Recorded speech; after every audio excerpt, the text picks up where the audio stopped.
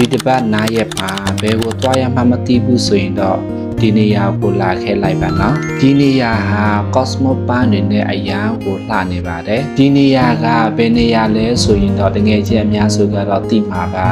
ဒီနေရာကတော့လေသွားလာရတာအရန်ကိုလဲပါတယ်ပေါ့နော်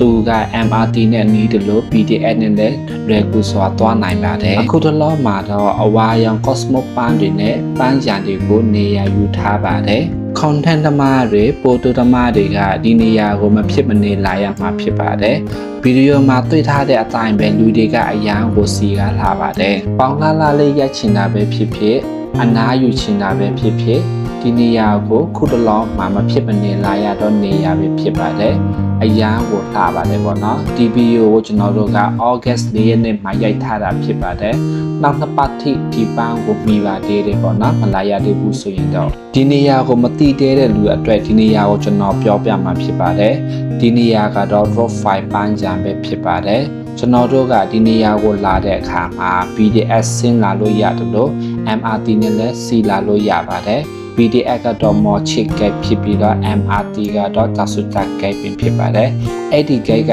နေ10မိနစ်လောက်လမ်းလျှောက်လာမယ်ဆိုရင်တော့ဒီနေရာကိုရောက်မှာဖြစ်ပါတယ်